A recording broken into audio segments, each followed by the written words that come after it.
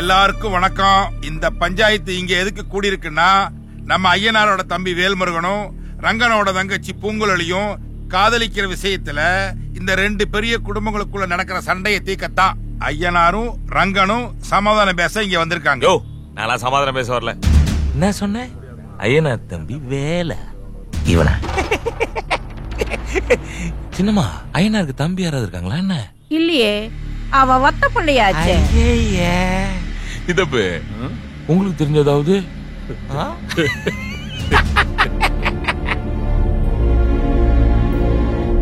வர்றவன் போறவனுக்கெல்லாம் இவர் தம்பின்னு சொல்லுவாரா? இவருக்கு நாங்க பொண்ணு கொடுக்கணுமா? அதானே. அண்ணே, எனக்கு எல்லாரும் இங்க தம்பிதான். எல்லார் மேலையும் மரியாதை வச்சிருக்கேன். அந்த மரியாதையினாலதான் இங்க பேச வந்திருக்கேன். இந்த முருகன் என் தம்பி மட்டும் இல்ல, எனக்கு புள்ள மாதிரி. உன் தங்கச்சியை கூடு, பூ மாதிரி வச்சு பாத்துக்கோ. யோ, தம்பியா புள்ளையா அத முதல்ல தெளிவா சொல்லு. யோ மீச, இந்த ஆள் அப்பாவுக்கும் பிறக்கல அம்மாவுக்கும் பிறக்கல, அப்புறம் எப்படியா தொம்பி? என்ன ஜாதினாது கேட்டு சொல்லியா? ஜாதியை வச்சு என்னடா அவனை போற? ஒரு பொண்ணு நல்லா வாழணும்னா அவ மனசுக்கு நிம்மதியும் சந்தோஷம் தான் முக்கியம். அதை எந்த ஜாதியாலையும் கொடுக்க முடியாது, நல்ல மனசாலதான் கொடுக்க முடியும். தலை மாசம் எனக்குலாம் பேருந்து கைதட்டா.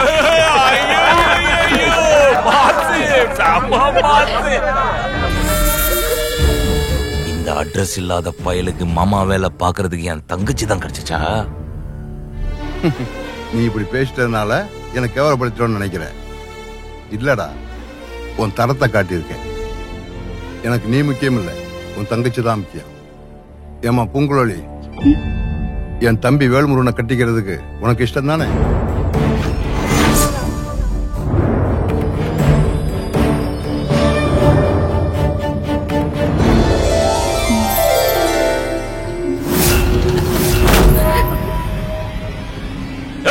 வந்து இந்த ஆளை வெட்டி கூறு போடுங்கடா.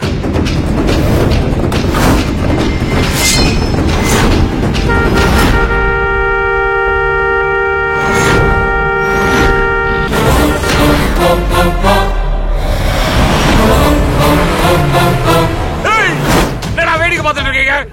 வந்து இந்த ஆளை அருகுடா. Hey!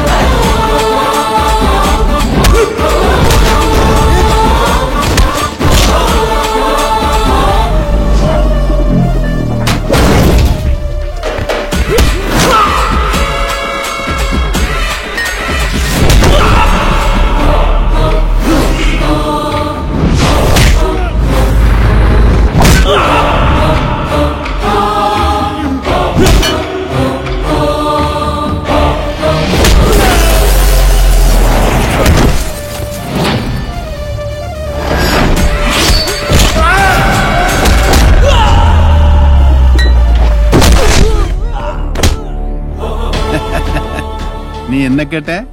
அவன் என்ன ஜாதின்னா? நாங்கெல்லாம் மனுஷ ஜாதி தான், நீ வேற ஏதோ ஜாதி. அப்புறம் நீ என்ன கேட்ட? அவன் அப்பா அம்மா யாரு? அப்பா அம்மா இல்லாம இந்த உலகத்திலே யாருமே பிறக்க மாட்டேன்டா.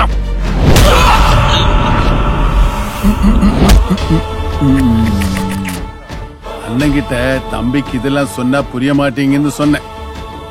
அப்ப அண்ணன் என்ன சொன்னாரு? அவன் நம்ம தம்பி மாதிரிடா, அவனுக்கு சொன்னா புரியும்னாரு. ஆனா இந்த தம்பிக்கு செவிட்டில் தும்பி பிறந்தாலே புரியுள்ள കാര്യം അണ്ണൻ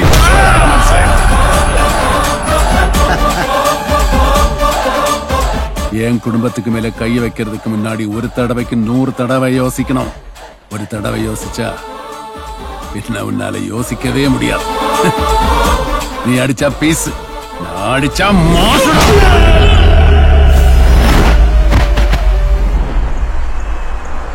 செம்ம ஃபைட்டுனே, கிழிச்சிட்டீங்க. இதெல்லாம் சிம்பிள் மேட்ரு. உங்க அடிச்சா 1.5 டன் வெயிட். உனக்கு மட்டும் எப்படா எல்லா பஞ்சு டைலாக்கும் அப்படியே வருது? சினிமா நடிகர் மாதிரியே பேசுறடா. சினிமாவிலே சான்ஸ் கிடைக்கல, இங்கேயாவது பேசிட்டு போட்டேன் சாமியே. டேய் அப்படி சொல்லாதடா, நீ என் தளபதிடா. உன்னை நான் சினிமாவில் நடிக்க வைக்கிறேன், உன்னை ஹீரோ ஆக்குறேன். உண்மையாவா? நிஜமாடா. அப்படின்னா மலையாள படத்துல சான்ஸ் வாங்கி கொடுங்க. ஏன்?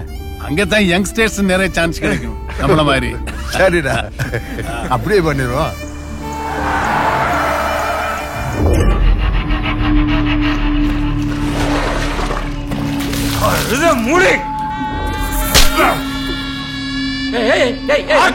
என்ன பண்ணிட்டு இருக்க?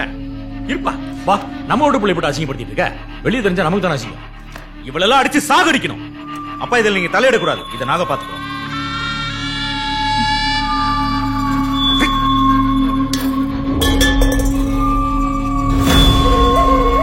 பாருப்பா, இவ்வளவு பண்ணி எவ்வளவு திமிர் பாத்தியா? இருக்குண்டா, திமிர் இருக்கும். ஏன்னா அவ இவன் தங்கச்சி. பவுனு, அவளை உள்ள கூட்டு போமா.